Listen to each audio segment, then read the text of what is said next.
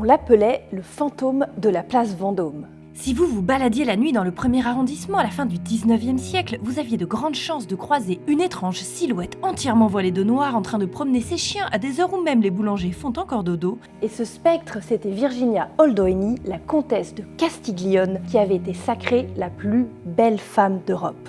Je suis allée au château de Compiègne pour voir l'accrochage thématique qui lui est consacré et je vais tenter de vous raconter son histoire en 3 minutes. En 1856, à 17 ans, cette aristocrate piémontaise est envoyée en mission secrète à Paris par son cousin Cavour et le roi Victor Emmanuel pour séduire l'empereur Louis-Napoléon III et le rallier à la cause de l'unification italienne. Autre époque, Sur son 31 aux Tuileries, l'émissaire du bel pas aisé fait plus que se mettre le souverain français dans la poche, elle met à genoux toute la haute société. Pour chaque sortie, elle passe des heures à se préparer, échafaudant des tenues tellement excentriques que chacune de ses apparitions est un événement. On va jusqu'à monter sur les chaises pour tenter de l'apercevoir. Mais ce triomphe lui monte à la tête. En même temps, elle n'a pas 20 ans. Si bien que lorsque l'empereur la jette après une tentative d'attentat fomentée par des anarchistes italiens en se rendant chez elle, elle est tellement détestée que tous lui tournent le dos.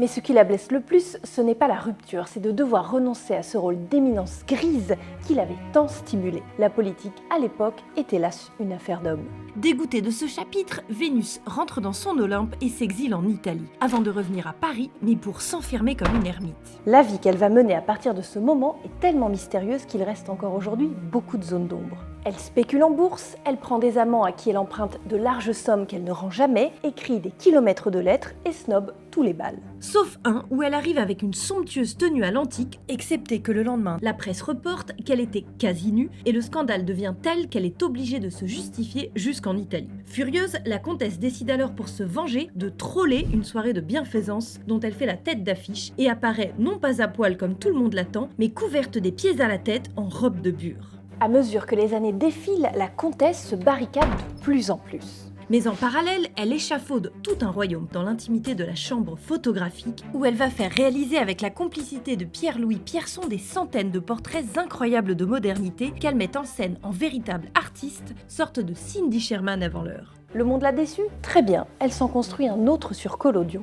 À la fin de sa vie, la comtesse atterrit dans une sorte d'entresol sépulcre place Vendôme où tout est noir, les miroirs voilés et les fenêtres condamnées. Pas complètement ruinée pour autant car elle a 2 autres appartements bourrés de tenues et d'objets qu'elle archive comme pour un musée. À 62 ans, sans plus beaucoup de dents ni de cheveux, la comtesse décide de retourner au studio pour une dernière collaboration. Qu'importe son apparence, elle se livre à sa passion, celle de se mettre en scène, de créer des images. Et elle a bien raison.